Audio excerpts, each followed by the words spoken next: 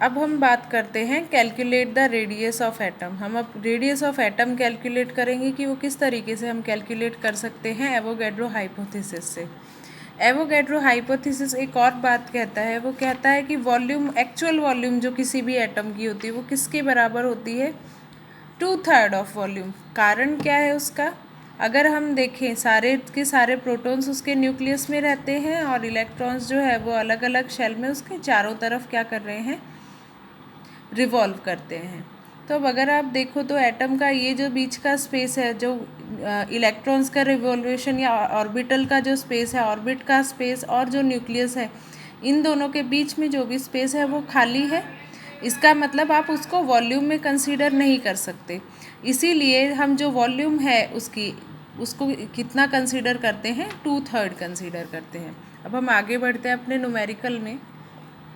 हमने कंसीडर किया एटम का जो रेडियस था वो कितना है, r, और सपोज उस गैस के अंदर n नंबर ऑफ एटम्स हैं। तो वॉल्यूम ऑफ एटम्स क्या होगा, क्योंकि एटम को हम स्फेरिकल कंसीडर करते हैं और स्फीयर का वॉल्यूम होता है 4/3 पाई r क्यूब।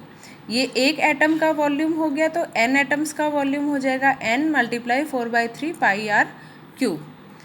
अब हमने कंसीडर किया कि सपोज वो 1 मोल था और उस 1 मोल की वॉल्यूम कितनी थी, v। तो एवोगैड्रो हाइपोथेसिस के अकॉर्डिंग क्या होगा, वॉल्यूम ऑफ n एटम किसके बराबर होगी, वॉल्यूम ऑफ 1 मोल के बराबर हो जाएगी।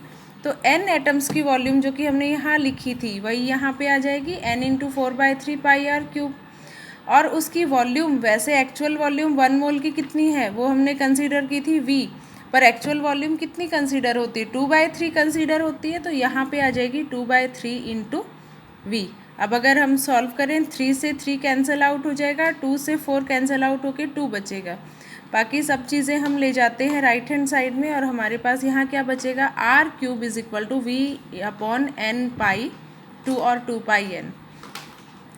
अब यहाँ क्या हुआ, r की पावर थी क्यूब। अब जैसे आप प्लस को इस तरफ ले जाके माइनस होता है, मल्टीप्लाई को इधर ले जाके हम लोग डिवाइड कर देते हैं। सिमिलरली पावर्स जब वो लेफ्ट हैंड साइड से राइट हैंड साइड या राइट हैंड साइड से लेफ्ट हैंड साइड जाती है तो वो क्या हो जाती है, अपॉन। जैसे यहाँ 3 है तो इस तरफ जाके वो हो जाएगा 1/3। अगर यहाँ पे 1/3 होता तो इस तरफ जाके क्या हो जाता, क्यूब हो जाता। तो ये आ गया हमारा रेडियस। अब अगर हम बात करें, एक फार्मूला तो हमारे पास यही बन जाएगा। सेकंड फार्मूला अगर हम देखना चाहें तो हमें पता है डेंसिटी = होता है मास अपॉन वॉल्यूम। डेंसिटी को रो से रिप्रेजेंट करते हैं, मास को m से और वॉल्यूम को v से। तो वॉल्यूम = अगर हम यहाँ से देखें तो वो हो जाएगा मास अपॉन डेंसिटी।